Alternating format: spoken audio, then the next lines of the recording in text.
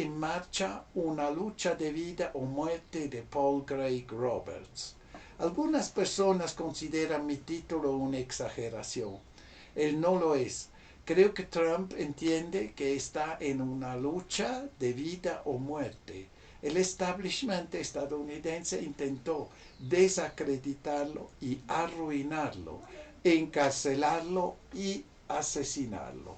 Le robaron su reelección en 2020, intentaron robarle su propiedad inmobiliaria de Nueva York.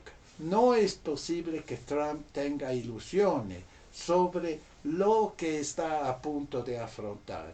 Trump sabe que esta lucha no se limita solo a él.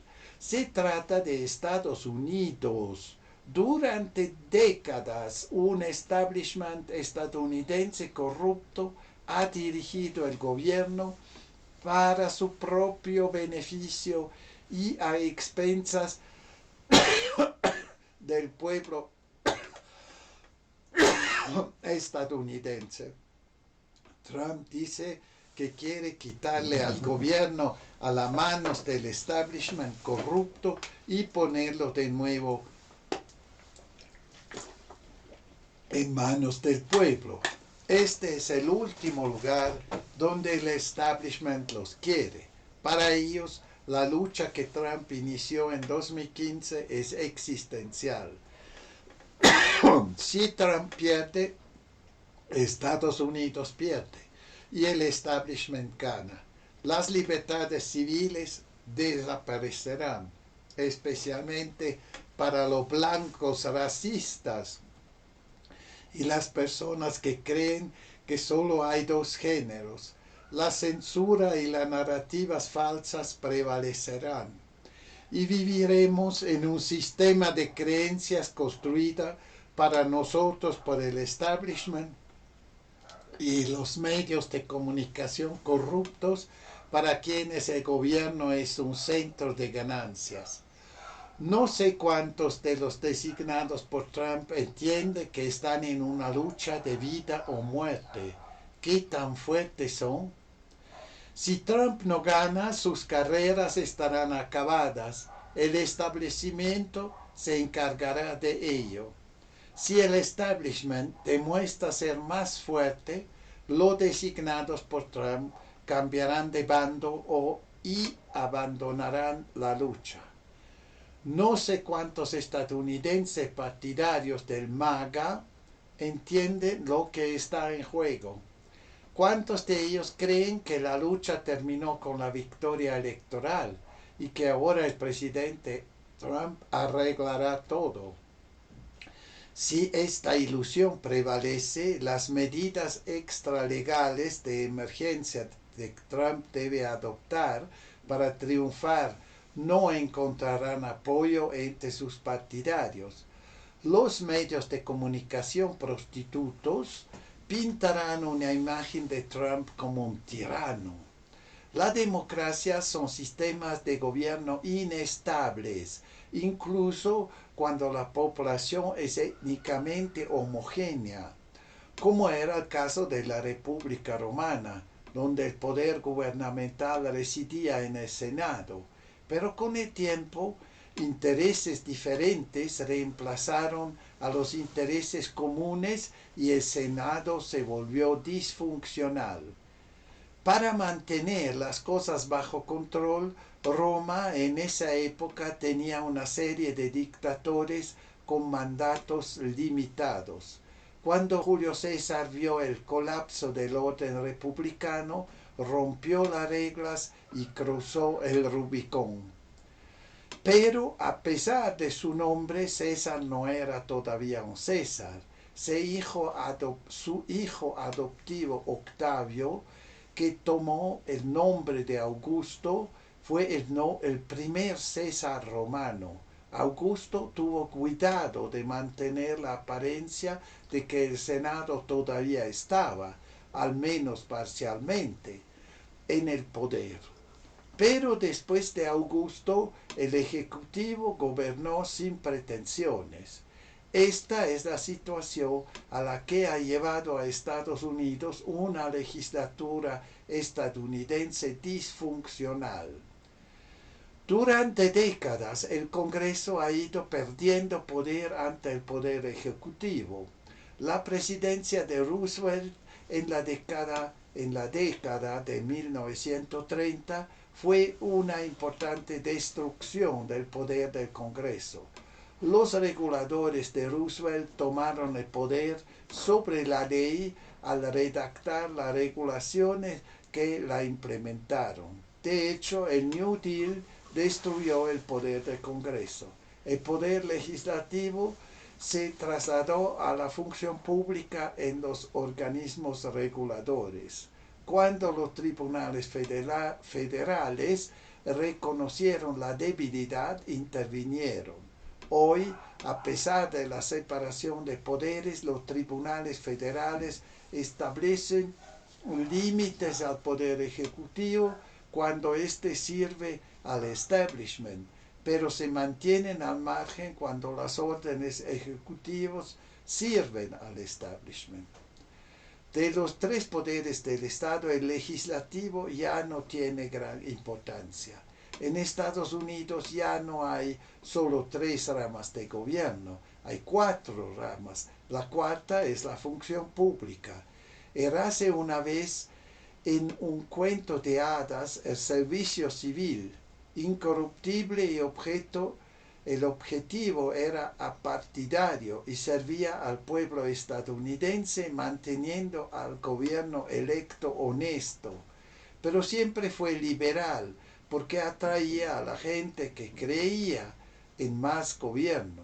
Hoy en día, el servicio civil reclutado por demócratas ideológicos desde la década de los 90, cuando Clinton forzó la jubilación de funcionarios públicos para dejar lugar a los negros y a las mujeres, es una cuarta rama del gobierno y tal vez la rama más poderosa. Trump y Musk están intentando frenarlo, pero el Poder Judicial se apresura a defenderlo. Trump y Musk tuvieron un éxito sorprendente con su ataque relámpago inicial, pero el establishment se ha reagrupado y ha lanzado un contraataque con la ayuda del corrupto sistema de justicia estadounidense, por supuesto. Los jueces ya no son nombrados por su compromiso con la justicia, sino por las causas que los respaldan. Así como las escuelas de periodismo estadounidenses enseñan que el propósito de los periodistas no es informar los hechos, sino distorsionarlos para revolucionar la sociedad. A los estudiantes de derechos se les enseña que su trabajo no es servir a la justicia, sino revolucionar la sociedad. Después de ser alentados por sus profesores de derecho a usar su poder judicial con fines transformadores, los jueces emiten sus propios decretos. Estas órdenes ejecutivas, ciertamente no fallos judiciales, se están emitiendo rápidamente para bloquear los esfuerzos de Trump de tomar el control del gobierno y devolver la responsabilidad gubernamental al presidente electo. Si el presidente pertenece al establishment, se permitan sus pretensiones de poder. De lo contrario, el establishment convertirá al presidente en una figura decorativa. Predije que en el momento en que Trump recuperará el gobierno se presentarían interminables demandas para impedirle ejercer como presidente. Un juez federal ha utilizado una autoridad inexistente para negar al Departamento de Eficiencia Gubernamental el acceso a datos del Departamento de Trabajo que son esenciales para el trabajo de dicho departamento. Otro juez federal ha bloqueado el acceso del Departamento de Eficiencia gubernamental a los datos del Departamento del Tesoro, dictaminando que los datos son demasiado sensibles para que los vea el presidente de los Estados Unidos. Entonces, ¿quién puede ver los datos? Si están protegidos por las leyes de protección de datos, ¿cómo podrían recopilarse? Una docena de fiscales generales demócratas también están demandando para impedir que el Departamento de Eficiencia Gubernamental acceda a los datos del Tesoro, alegando que es una violación sin precedentes de los derechos de privacidad. Piénsalo por un momento. Si los datos son privados, ¿qué hace el Departamento del Tesoro con ellos? ¿Por qué un departamento bajo el control del presidente puede tener acceso a los datos y otro no? ¿Pueden los jueces ocultarle al presidente información sobre los departamentos bajo su control? ¿Puede la CIA ocultar información de seguridad nacional al presidente? El Departamento de Justicia de Trump, que hasta ahora no forma parte de Trump, se puso del lado del juez y bloqueó el acceso de Trump a los datos del Departamento de Tesoro. Más o menos es ilegal que el presidente sepa lo que pasa en su administración. Si el gobierno no es del presidente, entonces, ¿de quién es el gobierno? Eso del establishment, el servicio público, el poder judicial. Profesores y administradores universitarios están demandando la orden DEI de Trump, argumentando que viola la libertad académica. Por supuesto, no hay libertad académica en las universidades. Hay departamentos universitarios enteros dedicados a monitorear las declaraciones de estudiantes y profesores y a brindar capacitación sobre sensibilidad a quienes violan estas reglas. Lo que científicos que cuestionaron la narrativa del COVID y la narrativa del 11 de septiembre fueron despedidos. La razón por la que las universidades corruptas intentan proteger la diversidad, la equidad y la inclusión es porque la DEI es la fuente de su poder para censurar a los críticos del régimen de censura y se ha establecido en las universidades. El juez federal del distrito que bloquea el cierre de la profundamente corrupta USAID por parte de Trump es un nombramiento del propio Trump. Otro error de su primer mandato, el extraordinario mal uso de fondos por parte de USAID, ha salido a la luz e informado sobre muchos temas. En los últimos días seguirán más. Los fondos se utilizaron para apoyar revoluciones de colores, comprar a los líderes de gobiernos extranjeros, apoyar los ataques de los medios de comunicación a los escépticos de las narrativas oficiales y apoyar a los opositores políticos de las políticas progresistas y de las fronteras abiertas. Las intervenciones judiciales están aumentando. ¿Qué puede hacer Trump? Podía hacer arrestar a los jueces por obstrucción al cargo del presidente, obstrucción a la justicia o cualquier otro cargo que el Departamento de Justicia puede inventar.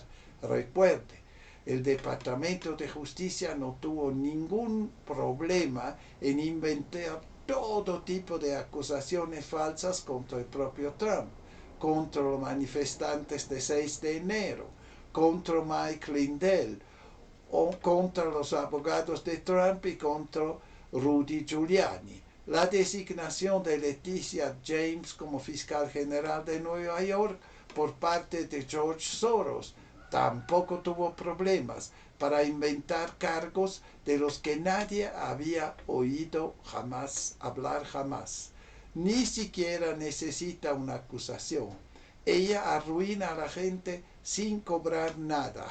Su infame ataque al sitio web resultó en el cierre del sitio web sin que se presentaran cargos alguno contra él. Simplemente exigía información interminable cuya provisión llevó al sitio web a la ruina. Después de violar la privacidad de los ejecutivos de Vdare, sus donantes y muchas otras víctimas de esta malvada mujer, Letitia James, ahora lidera con aire moralista una demanda en varios estados para evitar que el Departamento de Eficiencia Gubernamental vea datos a los que el gobierno ya ha accedido. En otras palabras, los datos deben ser ocultados debido a la corrupción que revelan. La mayor ironía de todos es que el Departamento de Justicia de Trump haya complacido a su oposición demócrata y bloqueado el acceso del Departamento de Eficiencia Gubernamental a los datos del Departamento del Tesoro. Si Trump no limpia el corrupto Departamento de Justicia antes de que pase otro día, más vale que renuncie. Los jueces y fiscales, especialmente los del Departamento de Justicia, abandonaron hace mucho tiempo cualquier atisbo de Estado de Derecho. La ley es un arma de coerción. Trump debe usarlo contra sus enemigos, tal como ellos lo usaron contra él. Después de una dura lucha por la reelección, ¿por qué debería permitir que un poder judicial corrupto y un departamento de justicia corrupto le impiden alcanzar los objetivos para los que fue elegido? Los débiles dirán que si Trump se comporta como sus enemigos, será igual que ellos. Pero eso no es cierto. Utilizaron la ley como arma para destruir a Estados Unidos. Trump usaría la ley para salvar a Estados Unidos. Si Trump no combate el fuego con fuego, y él y Estados Unidos serán consumidos por el fuego de la ley armada que nuestros enemigos woke, DEI, demócratas y el establishment están usando contra nosotros. Los demócratas y los intelectuales despiertos son los enemigos de los estadounidenses. No tiene sentido fingir lo contrario. La tarea es quitarles los tentáculos que destruyen nuestros valores de nuestras vidas y de nuestro gobierno. Si esto no sucede, no habrá manera de hacer que Estados Unidos vuelva a ser grande. Ya, es claro, ¿no? El artículo de Volcker y Roberts no es por nada una cosa descabellada, es muy claro, ¿no? ¿Qué está pasando? Pero se debe ver, ¿no? Los demócratas tienen las corporaciones de su lado, tienen la prensa a su lado, tienen los bancos y todo el resto, el establishment, como se dice, pero Trump tiene el pueblo a su lado. Esto es su ventaja, ¿no? Con todos los problemas, el pueblo está con Trump. Esto es seguro. Y también estos que no han votado por Trump están de su lado. Esto le lo garantizo, estoy segurísimo, porque tiene dos dedos de frente su política, como se ha visto en la conferencia de Múnich, por ejemplo, ¿no? Que su gente son gente normal, digamos que tienen su familia y no están en estas cosas sombrías como los otros, ¿no? Que toman sangre de bebé, no sé qué cosa más hacen, ¿no? Es gente normal. Esto es la diferencia y la ventaja de Trump, ¿no? Que no es así que ellos son así descabellados, ¿no? Creo yo. Eso es... Ya, vamos a escuchar algo de lo Pink Floyd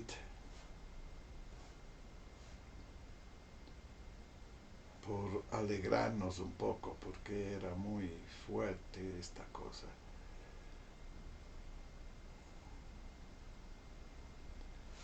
A ver,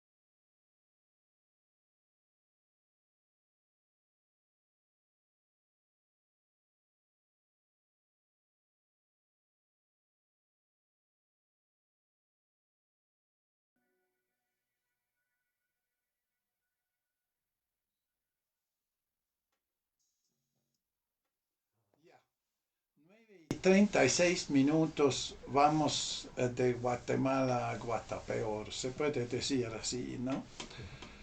Suiza se muestra entusiasmada con la promoción de la democracia por parte de Estados Unidos.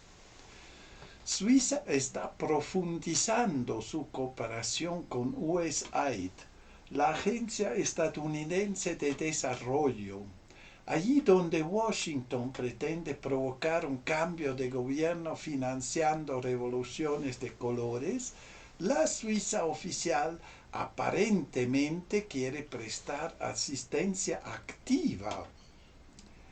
Suiza está entusiasmada con el apoyo de Estados Unidos a la democracia. Esto fue el titular de Swissinfo, en plataforma de información oficial perteneciente a los medios de comunicación públicos cuyo público objetivo son los suizos y los interesados en Suiza en el extranjero, el 16 de octubre de 2024. El motivo del entusiasmo es la iniciativa Democracy Delivers, lanzada en 2022 por la Agencia de los Estados Unidos para el Desarrollo Internacional, USAID.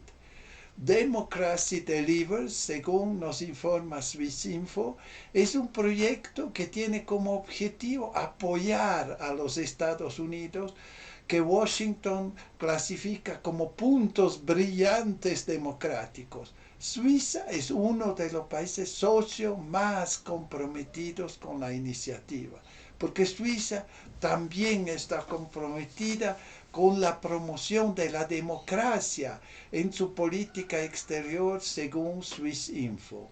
Samantha Power, directora de USAID, es quien determina en gran medida dónde se pueden identificar puntos brillantes democráticos en el mundo. Power es un ex embajador de Estados Unidos ante la ONU. A lo largo de su carrera y también en sus memorias, La educación de un idealista, se retrató como un activista de derechos humanos. Sin embargo, siempre consideró que los derechos humanos estaban en riesgo, especialmente allí donde Washington quería establecer su orden estratégico. La defensa de los derechos humanos siempre implicó cambio de régimen o viceversa. Desde su trabajo como periodista durante las guerras de los Balcanes, Samantha Power ha abogado por las llamadas intervenciones humanitarias de Estados Unidos y sus aliados de la OTAN. Recibió el premio Pulitzer por su libro Un problema del infierno, que era una especie de argumento a favor del derecho y el deber de la OTAN de lanzar un ataque militar contra Serbia violando el derecho internacional. En la mentalidad de la directora de USAID, Samantha Power, el aumento de la capacidad militar, la guerra y la lucha por los derechos humanos son componentes prácticamente indispensables para el buen funcionamiento de una maquinaria. Después de los bombardeos humanitarios de la OTAN en 1999, alrededor de 300 organizaciones de ayuda internacional encabezadas por USAID llegaron a la pequeña provincia de Kosovo y en corto periodo de tiempo ingresaron $1.000 millones en ayuda para la reconstrucción. El comercio de armas, la guerra y la ayuda por la reconstrucción a menudo van de la mano. Dick Cheney, por ejemplo, fue primer gerente de la empresa de logística militar Halliburton, luego vicepresidente de Estados Unidos y uno de los fanáticos defensores de la guerra contra el terrorismo.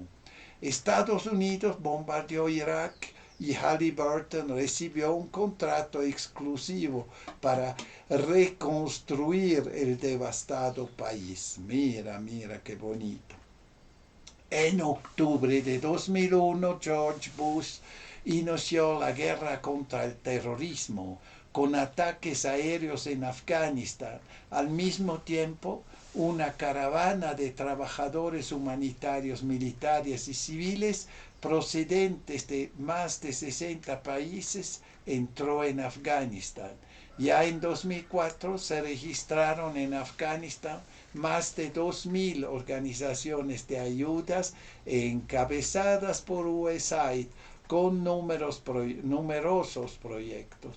El presupuesto nacional de Afganistán era aproximadamente equivalente a la bendición en dólares de las potencias ocupantes. El teatro político de marionetas de Kabul vivía de la OTAN y de las organizaciones de ayuda occidentales. Una gran parte de miles de millones de dólares anuales desaparecieron en los bolsillos de los señores de la guerra y sus seguidores, así como en las cuentas bancarias de corporaciones occidentales, empresas de consultoría y servicios de seguridad, contratistas militares privados. La periodista holandesa Linda Polman ha informado desde todas las principales zonas de crisis del mundo en 2008 en un estudio bien documentado y aterrador. La caravana de la crisis demostró cómo la ayuda occidental y es parte integral de los cálculos de los belicistas. Occidente libró una guerra contra el terrorismo en Afganistán durante 20 años, hasta su expulsión en 2021. En un reciente análisis de su periodo como secretario general de la OTAN, el noruego Jens Stoltenberg dijo que la misión estadounidense de construcción de una nación afganista lamentable no hubo un final feliz. Lo que debería haber sido un estado estable y fuerte era un castillo de naipes. Stoltenberg no mencionó otras intervenciones de ayuda estadounidense, como en Bosnia, Irak, Libia, Siria o Ucrania. El gobierno de Berna está ahora claramente dispuesto a apoyar con gran entusiasmo a los Estados Unidos en sus misiones de democratización en todo el mundo.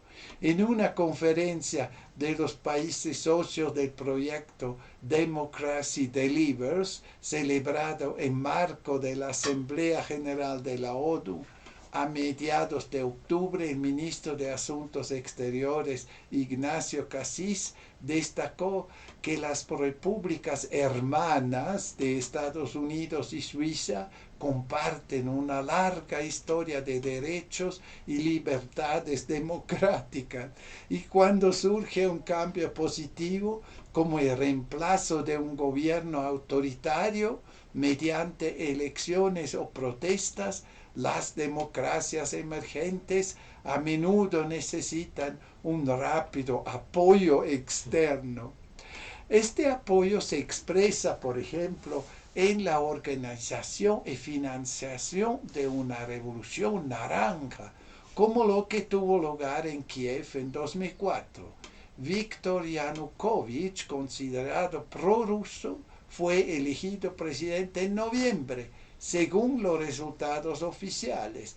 A este le siguieron violentas protestas que duraron varias semanas y que dieron como resultado que las elecciones se repitieran en diciembre y que Viktor Yushchenko ganara las elecciones. La esposa de Yushchenko era estadounidense y había trabajado en el Departamento de Estado y en el Departamento de Tesoro de Estados Unidos. La magnate petrolera Julia Timoshenko se convirtió en jefa de gobierno.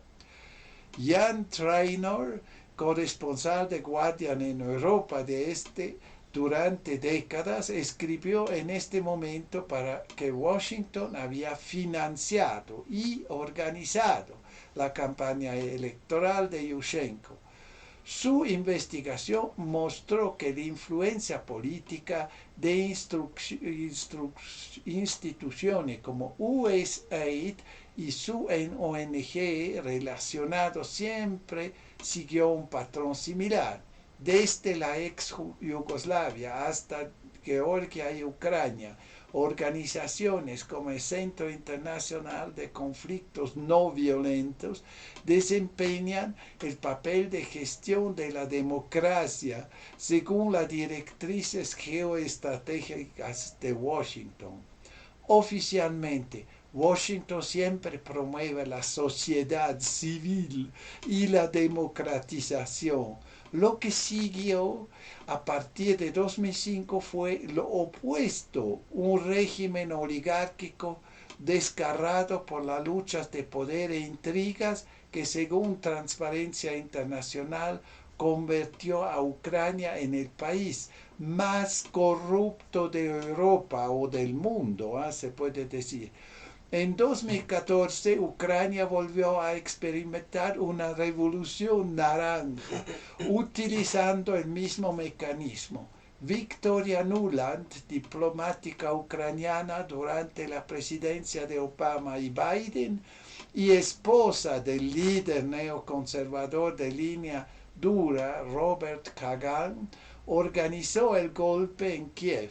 Anteriormente había declarado que Estados Unidos había gastado 5.000 millones de dólares en la democratización de Ucrania. Se conocen los acontecimientos posteriores en Ucrania. Suiza claramente marcha en sintonía con los Estados Unidos en sus esfuerzos por promover su orden mundial basado en el dólar. Esto quedó en evidencia en la prisa con la que se adoptaron e endurecieron las sanciones contra Rusia, en la negligencia con que se intentó reducir la antigua neutralidad suiza a la compatibilidad con la OTAN, en la intensificación de la cooperación con la Agencia de Ayuda Estatal USAID. El gobierno de Berna quiere ahora recortar la ayuda al hemisferio sur para enviar más ayuda a Ucrania, como exige Washington.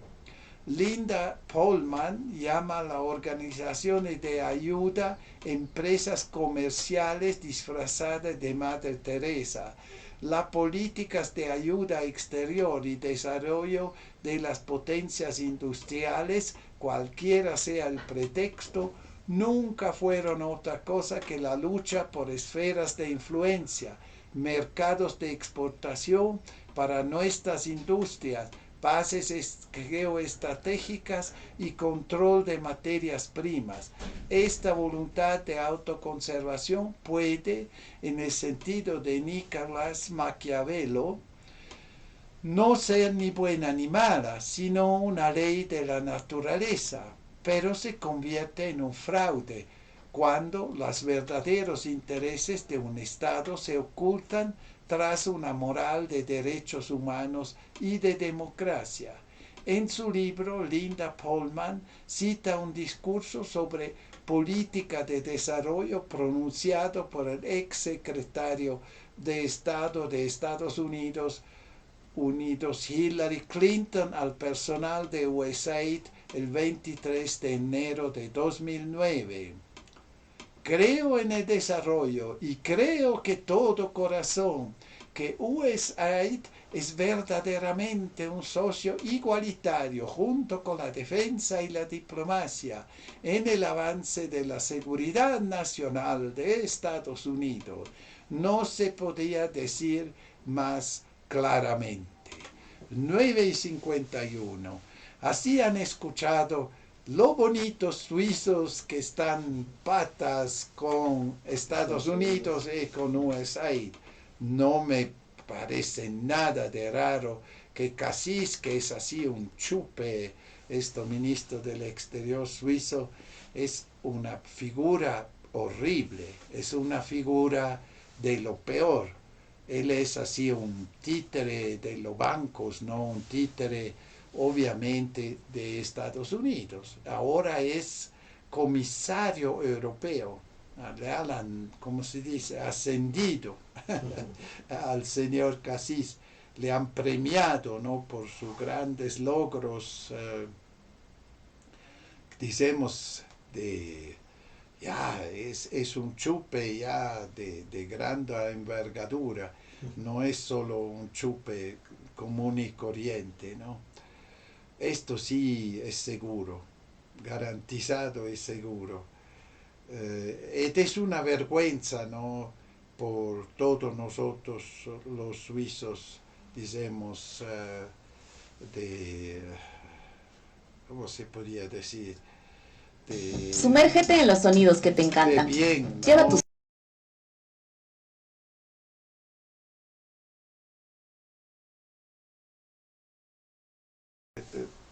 Todos los suizos de bien deben tener vergüenza que nuestro país sirve como, ya, como peón así de los gringos por hacer sus porquerías, ¿no? Y a mí mucho me da pena esto, que estamos como, eh, ya, somos peones, ¿no?, de los gringos. Obviamente esto viene de los intereses bancarios, ¿no? Esto es el problema que tenemos. Los bancos que son ligados a BlackRock, a los grandes bancos gringos, y necesitan de la alianza de los políticos suizos, ¿no?, por hacer esto. Yo creo en esto, que es, por esto viene esta situación, ¿no? Ya, ahora vamos a una canción con nuestro suizo, justamente para unos suizos de bien, de Sam Mozart.